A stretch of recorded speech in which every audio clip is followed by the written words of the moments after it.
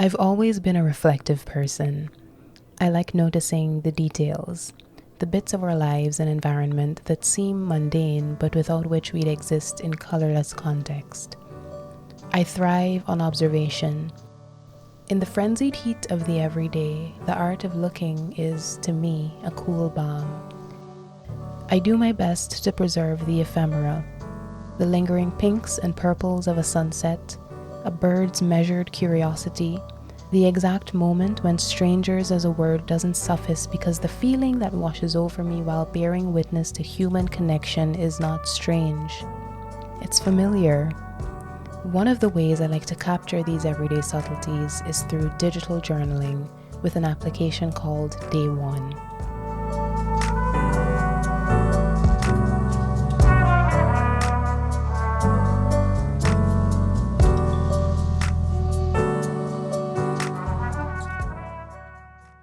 What I love about Day One is that through both its UX and its feature set, it's been intentionally designed for you to get the most out of digital journaling. Creating a new journal entry in the app is simple and frictionless. One way to do it is by opening the app and clicking the plus button.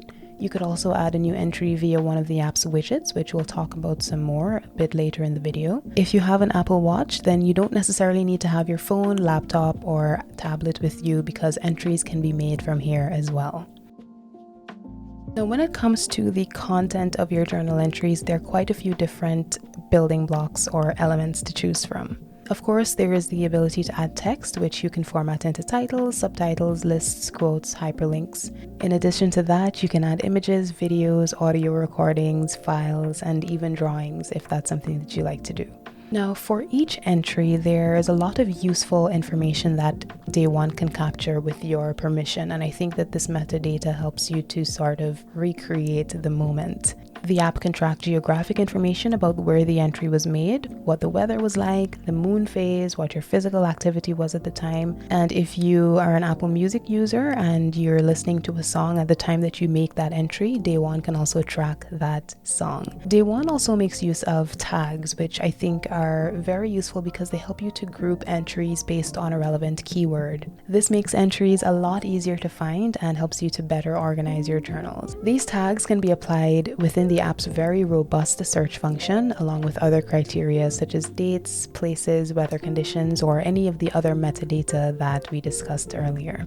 Within the app, you can see your streak, so how many days in a row you've journaled. There's also a today view that shows any entries for the current date, as well as other highlights in your activity feed. One of my favorite views is the On This Day view, which resurfaces all the entries that you've made on that day in previous years. I've mentioned in previous videos that it's so nice to be able to look back at what I did a year ago, 2 years ago on this day. You know, what I was eating, who I was with, what events I was attending, what kind of media I was enjoying. In the bottom navigation bar, you can choose whether you'd like to see your entries within a timeline view, a media view, a map view, or a calendar view. Now with Day One, you also get quite a few widgets that you can add to your home screen in order to easily access some of its features.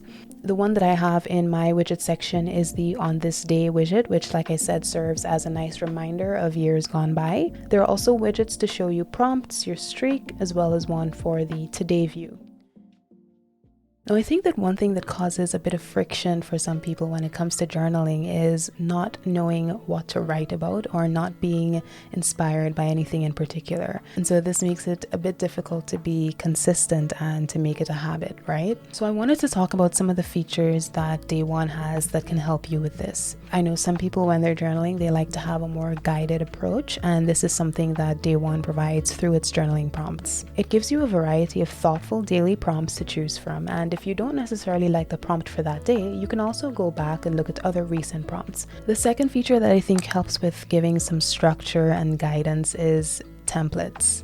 There are quite a few different pre-created templates that Day One provides, including daily gratitude, daily summary, daily plan. There's the 5-minute journal. You can also log things like your decisions, meals, notes from a daily stand-up, or just your ideas. And of course, if none of these suit your needs, you can also go into the template editor and create a template there.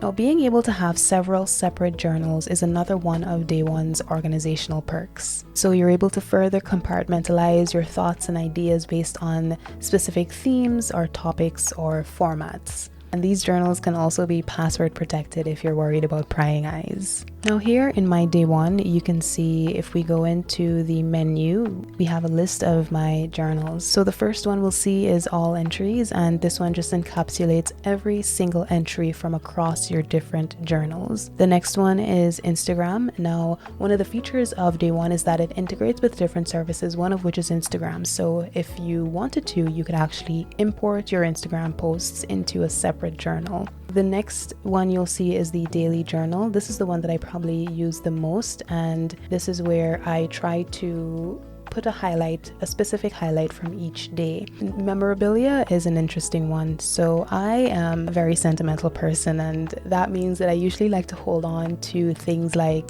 birthday cards with nice messages in them, or newspaper clippings of events, or, just different bits and pieces that are particularly meaningful to me. But I realized that firstly, holding on to the physical versions of a lot of these things was creating clutter, and secondly, I didn't have a way to be able to easily revisit these bits of memorabilia if I didn't have them with me physically, if I wasn't in the same physical location as them. So what I started doing is I started taking photos of them and creating journal entries for them in Day One. And so being able to revisit these bits of memorabilia now helps to ground me, reminds me of how grateful I am for, all these people and things that I've experienced. I can reflect on those poignant handwritten notes and events that I took part in and memorable gifts that I received. It's just so refreshing to be able to just go in here and relive and re-experience those things. And then if we go into the final journal, this one is called Ephemera. And Ephemera is where I jot down these sort of fragmented observations that I have throughout the day. Now, I also want to talk about some of the Day One's other integrations and miscellaneous features. You can create entries in your email inbox and then send them to your daily journal using a custom Day One email address. You can sync your entries with Apple Health, so the amount of time you spend journaling in the app counts towards your Apple Health mindfulness minutes.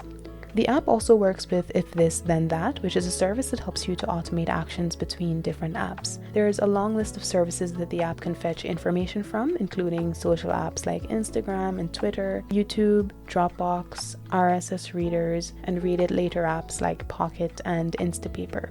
And finally, for those of you who appreciate having a tangible record of your memories, the ability to order printed journals from Day One is a welcome feature. This is something that's done directly through the app, either on iPhone or iPad, and it's a relatively straightforward process. You can edit the cover by changing the color, adding photos and stats, and then specifying the content that you'd like to be included within the journal itself. Now, there are different subscription tiers with Day One. The nice thing is that even with the free basic plan, you get an impressive range of features, including unlimited text entries in one journal and on one device, as well as access to templates, daily reminders, streaks, and on this day flashbacks. So this free plan, I think, is ideal for those people who are just looking for a straightforward, no-frills journaling experience.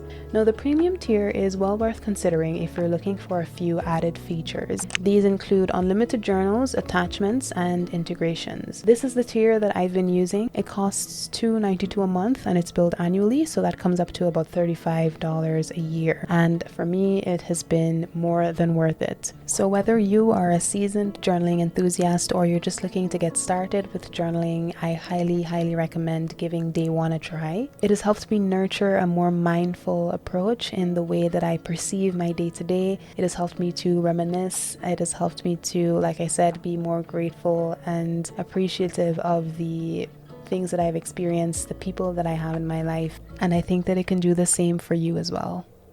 If you enjoyed the video, remember to leave a like and subscribe, comment, and let me know if you use Day One or any other digital journaling application. As always, I'd love to hear from you down in the comment section. And if you're interested in journaling as a whole, I highly recommend checking out my video guide, which I will have linked somewhere here for you. In that video, I go over some of my history with journaling, I talk about why it's become so important to me, and I do go over a few tips that have been useful for me in my journaling practice. So happy journaling, take good care, and I'll see you in the next video. Bye.